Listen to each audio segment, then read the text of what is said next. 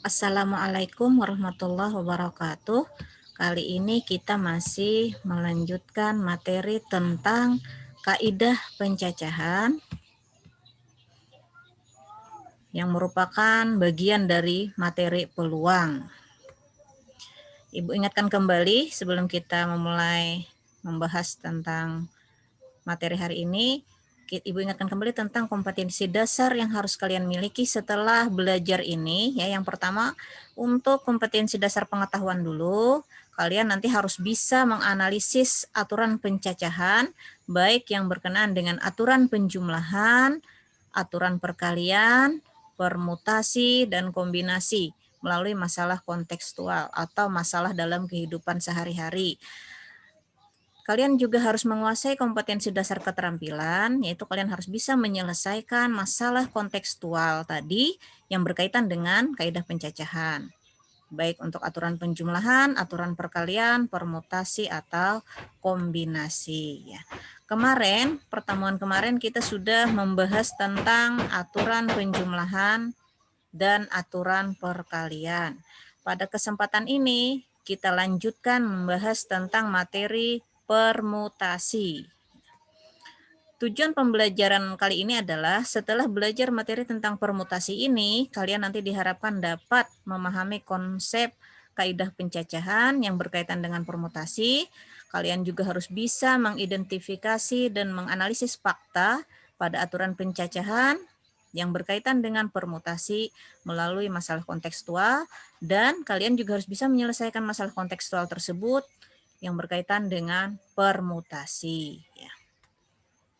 Baik, kita bahas sekarang apa itu permutasi. Permutasi adalah banyaknya susunan unsur-unsur berbeda dalam urutan tertentu tanpa ada unsur yang diulang dari unsur-unsur tersebut. Nah, jadi di sini ada dua hal ya yang membedakan permutasi dengan yang lainnya. Yang pertama, di dalam permutasi itu sangat memperhatikan urutan ya. Jadi dia memperhatikan urutan. Kalau urutannya berubah, maka dihitung satu lagi ya. Jadi dia di sini memperhatikan urutan. Yang kedua, tanpa ada unsur yang diulang. Jadi tidak berulang ya. Jadi unsur-unsurnya tidak boleh berulang kalau permutasi dari unsur-unsur tersebut. Permutasi R unsur dari N unsur, lambangnya seperti ini. Ada buku yang menulis NPR, di mana NR-nya di sebelah kiri dan kanan seperti ini. Ada juga buku yang menulis seperti ini, PNR, N-nya di atas, R-nya di bawah. Ada juga buku yang menulis PNR seperti ini. Ini sama aja maksudnya ya, sama.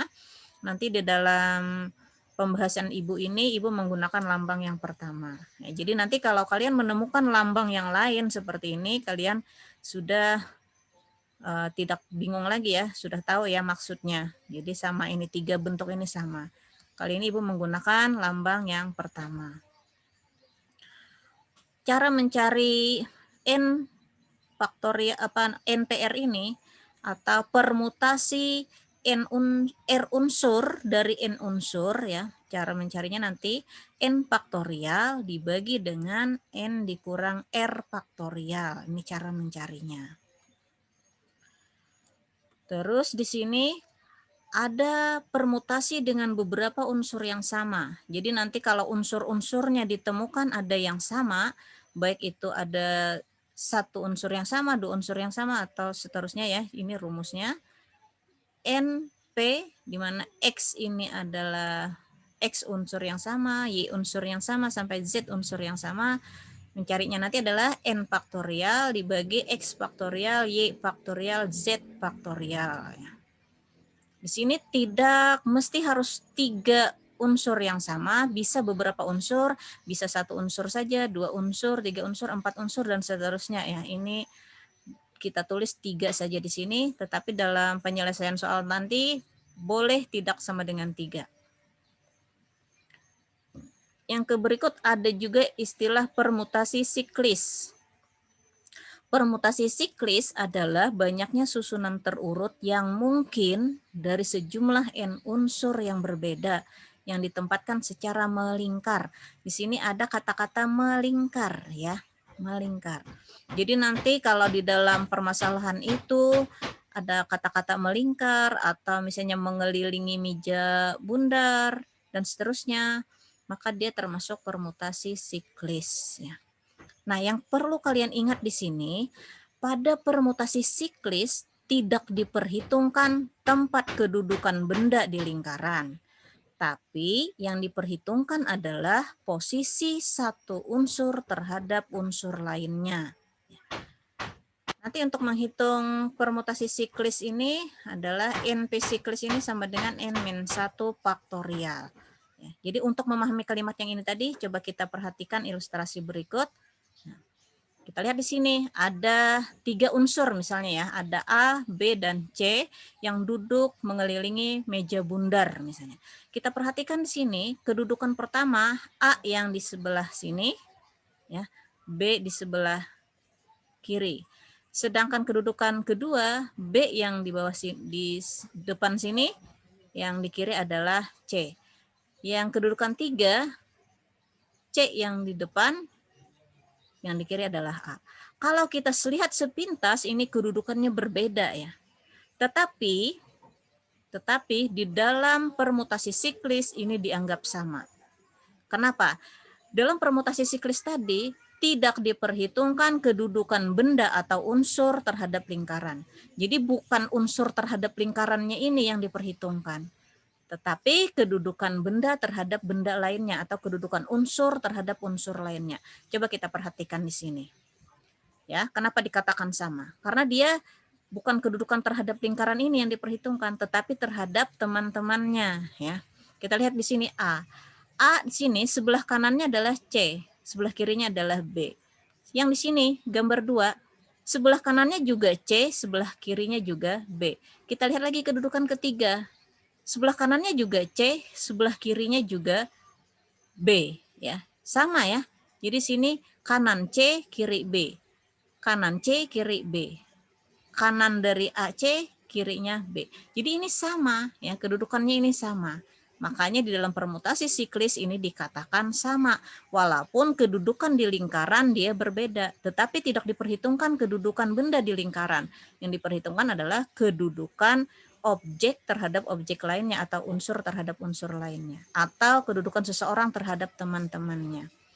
Tapi kalau kita lihat gambar 4, di sini yang di kanan A adalah B, di kirinya yang C.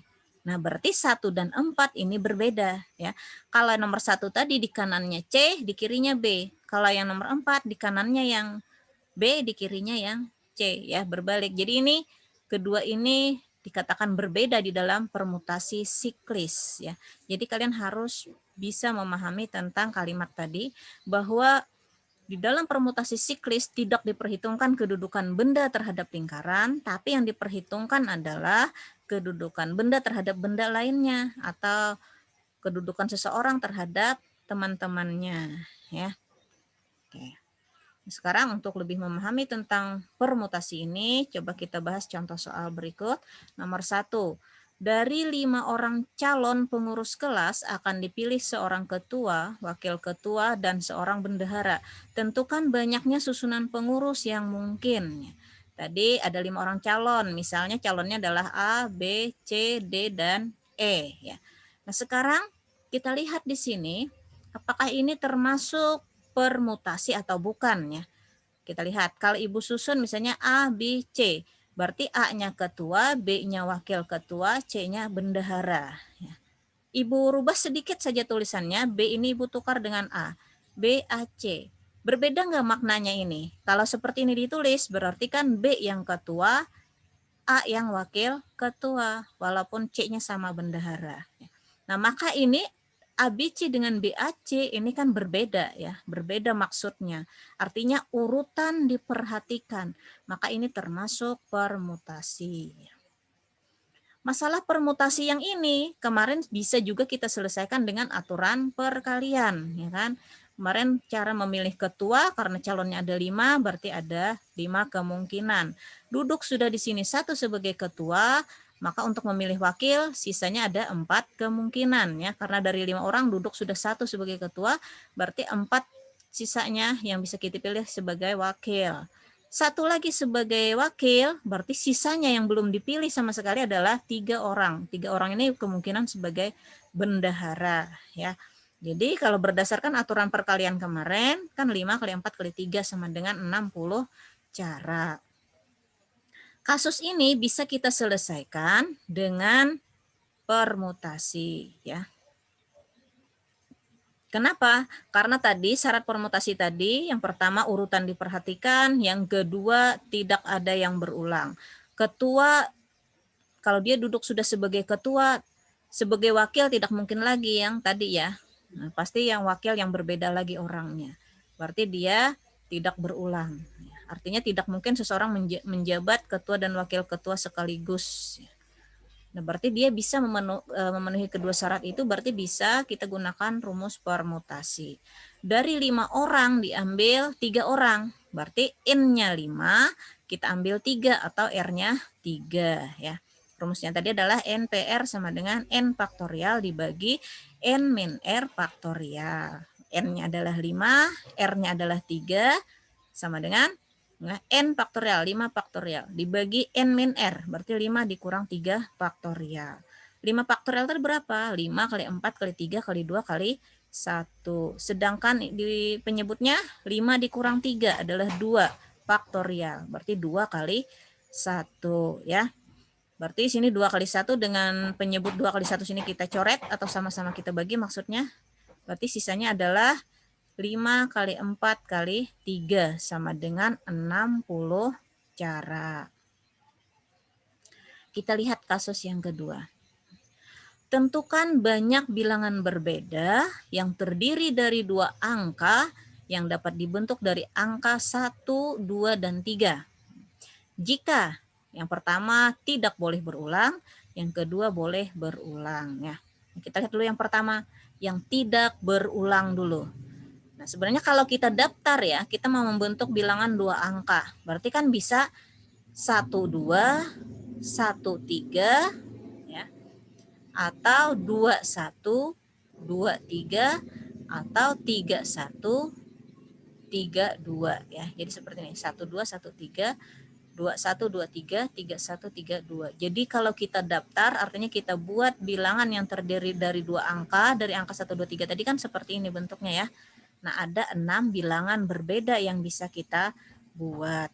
Bisakah ini pakai aturan perkalian? Coba kita lihat di sini. Kan ada kalau 2 angka tadi berarti ada puluhan, ada satuan. Untuk kemungkinan sebagai puluhan, karena ada 3 buah bilangan, berarti kan ada 3 kemungkinan. Bisa angka 1, bisa angka 2, bisa angka 3. Nah, di sini sudah kita ambil sebagai puluhan 1 angka, karena dia tidak boleh berulang, berarti kan sisanya ada 2 kemungkinan sebagai satuan. Kalau kita kalikan, 3 kali 2 sama dengan 6 bilangan. Kan sama ya, 6 bilangan. Bolehkah kita gunakan permutasi? Sekarang kita kaji ya. 1, 2 beda nggak dengan 2, 1? Kita balik sedikit tulisannya. 1, 2 dengan 2, 1. Berbeda ya, 12 dengan 21 berbeda. Karena berbeda berarti dia memperhatikan urutan. Berarti syarat pertama terpenuhi. Syarat kedua, dia tidak berulang. Ini kan kasusnya tidak berulang. Berarti boleh kita pakai aturan permutasi ya, pakai rumus permutasi. Kayak apa?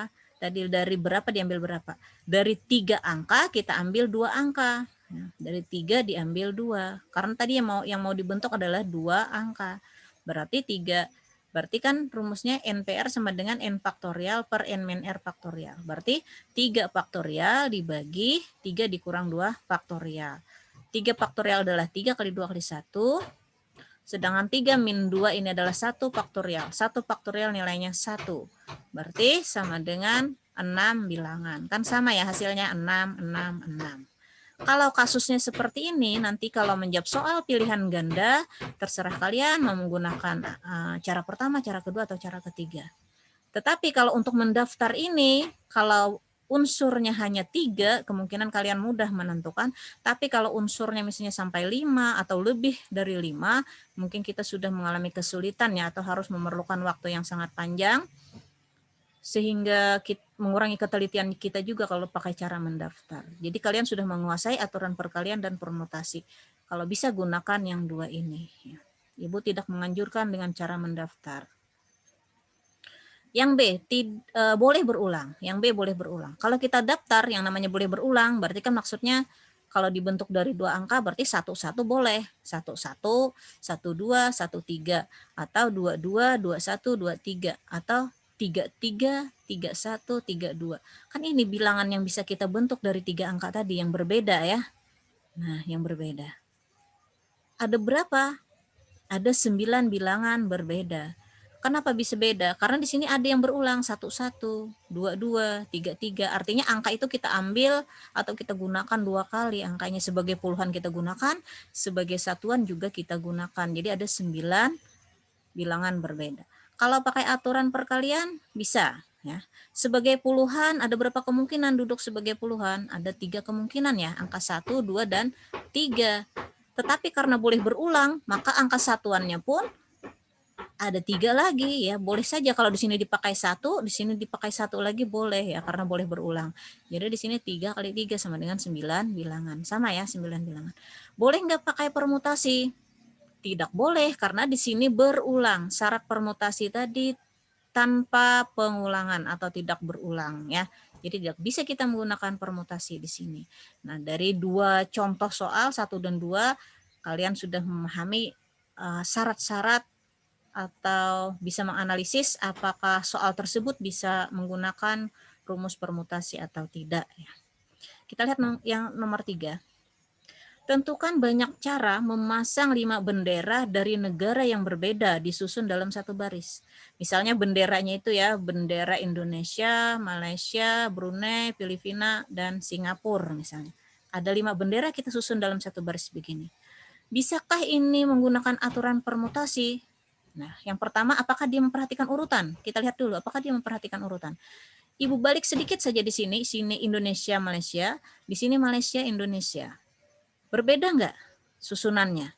Berbeda ya, berarti dia memperhatikan urutan. Nah, ada yang diulang nggak?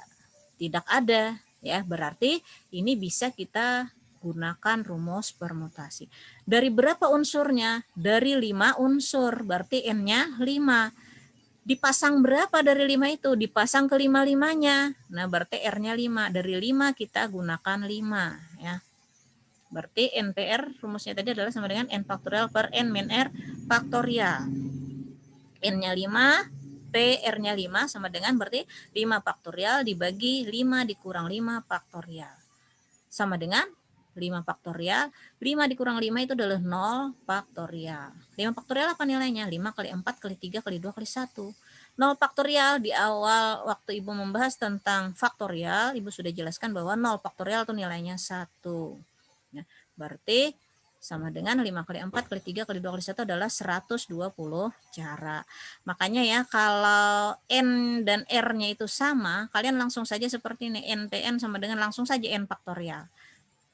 NPN sama dengan N faktorial saja langsung. Karena nanti penyebutnya N min N itu 0 faktorial itu nilainya 1. Jadi langsung saja N faktorial. Jadi ada buku yang nulis seperti ini. NPN itu sama dengan N faktorial. Ya. Sekarang nomor 4. Berapa banyak susunan huruf berbeda yang dapat dibentuk dari kata matematika? Nah, ini memenuhi permutasi tidak? Memenuhi ya. Kalau Ibu balik sedikit sini, matematika. Ibu balik sedikit sini penulisannya AM tematika. Berarti jadi tematika. Kan beda ya artinya. Nah, berarti ini urutan juga sangat diperhatikan ya. Berarti dia maksudnya memperhatikan urutan. Nah, berarti ini memenuhi permutasi. Sekarang di sini ada beberapa yang sama. Nah, ada yang berapa yang sama? M-nya ada yang sama, T-nya ada yang sama, A-nya ada yang sama. Nah, kita lihat. N-nya ada berapa? Banyaknya unsur ada berapa? Matematika. Berarti ada 10 ya, ada 10 huruf. Di mana ada 2 huruf M. Ya. Ada 3 huruf A, 2 huruf T, 1 huruf E, 1 huruf I, dan 1 huruf K. Berarti ini adalah permutasi dengan beberapa unsur yang sama. Jadi unsur yang sama MAT-nya ada yang sama ya. Berarti kita menyelesaikannya pakai N, P, X, Y, Z-nya sama dengan N faktorial per X faktorial, Y faktorial, Z faktorial. Berarti 10 faktorial per yang sama-samanya ya, 2 faktorial, 3 faktorial, 2 faktorial. Yang satu-satu ini enggak usah, karena ini kan dikali 1, dikali 1, dikali 1, nanti kan tidak mempengaruhi perhitungannya. Berarti 10 faktorial adalah 10 kali 9 kali 8 kali 7. Ibu stop sampai 3 faktorial. Karena di bawahnya ada yang 3 faktorial ya. 3 faktorial, bawahnya kan 2 faktorial itu 2 kali 1. 3 faktorial Ibu tulis saja dalam bentuk 3 faktorial. Karena kita coret dengan yang di atas tadi 3 faktorial. 2 faktorial adalah 2 kali 1. Nah, 2 kali 1, 2. 2 kali 1, 2. 2 kali 2, 4. Ibu coret dengan 4 yang di atas. Berarti perhitungannya tinggal 5 kali 6 kali 7 kali 8 kali 9 kali 10 ya. 151.200 susunan huruf berbeda. Nah, artinya tentunya seandainya kita tidak memahami tentang materi permutasi, kalian akan sangat kesulitan ya menyusun huruf berbeda ini ada berapa banyak dari matematika. Tetapi dengan memahami aturan permutasi atau materi permutasi, kalian sudah akan tepat menentukan bahwa ada 151.200 susunan huruf berbeda yang bisa kita bentuk dari kata matematika ya. Sekarang kita lanjutkan nomor 5. Misalkan ada 9 buah perangko, 5 buah diantaranya masing-masing bernilai Rp3.000 dan 4 buah yang lainnya masing-masing bernilai Rp5.000. Berapa banyak susunan atau berapa banyak cara untuk menyusun 9 buah perangko itu secara berdampingan. Jadi kita susun berdampingan, sini ada berapa banyak cara. Kita di sini ada yang sama unsur-unsurnya ya. Ya, tadi banyak unsurnya ada 9. Ada yang sama unsurnya, yaitu yang perangko yang bernilai 3.000 ada 5 buah, perangko yang bernilai 5.000 ada 4 buah, atau X-nya sama dengan 5, Y-nya sama dengan 4. Maka ini juga ada beberapa unsur yang sama, permutasi dengan beberapa unsur yang sama. Kita selesaikan dengan rumus ini ya. Berarti N-nya tadi 9, P, X-nya tadi 5, Y-nya adalah 4. Jadinya hanya 2 unsur yang sama ya. Sama dengan 9 faktorial per 5 faktorial 4 faktorial. Sama dengan 9 kali 8 kali 7 kali 6. Ibu stop sampai 5 faktorial. Kenapa? Di bawah ada 5 faktorial biar nanti bisa kita coret ya. Jadi 5 faktorial kita tulis 5 faktorial saja, nggak usah kita uraikan. Tadi ada yang sama di atas. 4 faktorial kita uraikan. 4 kali 3 kali 2 kali 1 ya. 5 faktorialnya kita coret. Sama-sama dibagi 5 faktorial maksudnya. 6 ini kita bagi dengan 3 kali 2 juga 6 ya. Sama 6 bagi 6. Sisanya berapa? 8 ini juga bisa kita coret dengan 4. 8 dibagi 4 nilainya 2. Ya, 2 kali 7, 14. 14 kali 9 nilainya adalah 126 cara. Baik, terus lagi nomor 6. Misalnya ada Raymond, Dina, Ricky, Rizal, dan Rini akan mengadakan sebuah rapat tertutup di suatu meja berbentuk lingkaran. Nah, di sini ada kata-kata lingkaran. Berarti ini tentunya kalian sudah paham bahwa ini termasuk permutasi siklis. Kata kuncinya ada lingkaran di sini ya. Tentukan berapa cara berbeda sehingga kedudukan seseorang peserta rapat terhadap peserta rapat lainnya berbeda. Kita lihat unsurnya ada berapa? Raymond, Dina, Ricky, Rizal, dan Rini. Ada 5 orang ya, berarti N-nya 5. Berarti NP siklis sama dengan rumusnya N-1 faktorial. 5 dikurang 1 faktorial, berarti 4 faktorial. Berarti 4 kali 3 kali 2 kali 1 sama dengan 24 cara yang berbeda. Satu contoh lagi. Nomor 7. Dalam sebuah keluarga yang terdiri dari ayah, ibu, dan 5 orang anaknya akan makan bersama, duduk mengelilingi meja bundar. Nah, di sini ada kata-kata meja bundar. Berarti ini nanti pasti permutasi siklis ya. Ada kata kuncinya di sini meja bundar. Jika ayah dan ibu duduknya selalu berdampingan. Nah, ini ada syarat ya, ayah dan ibu duduknya selalu berdampingan. Tentukan banyak cara mereka duduk mengelilingi meja bundar tersebut. Misalnya kita gambar seperti ini meja bundarnya. Sini ayah dan ibu duduknya selalu berdampingan. Ini 5 orang anaknya ya.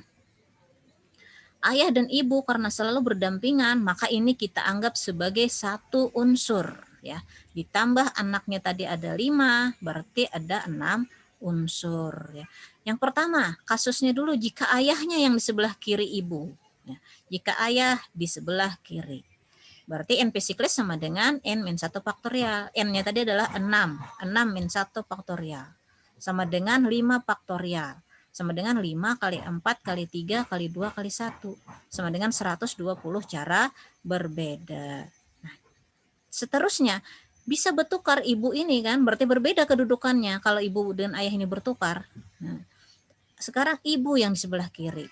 Jika ibu di sebelah kiri, maka sama cara menghitungnya tadi. NP siklis sama dengan N-1 faktorial. N-nya tadi 6, berarti 6 min 1 faktorial. Berarti 5 faktorial atau 120 cara berbeda. Jadi kalau ayah di sebelah kiri ada 120 cara, kalau ibu yang di sebelah kiri ada 120 cara, berarti totalnya adalah 120 ditambah 120. Sama dengan 240 cara. Nah, sudah ada 7 soal berbeda yang Ibu sampaikan pada kesempatan ini. Ini Ibu rasa sudah sangat cukup untuk kita bisa memahami tentang materi permutasi. Ya, selanjutnya nanti pertemuan depan kita membahas tentang materi kombinasi. Nah, artinya kalian bisa pelajari lebih dulu materi tersebut. Mungkin bisa kalian cari atau pelajari melalui Google, internet, atau YouTube, ya, atau buku paket, rumah belajar, dan seterusnya. Silahkan kalian pelajari lebih dulu. Akhirnya sampai di sini dulu. Assalamualaikum warahmatullahi wabarakatuh.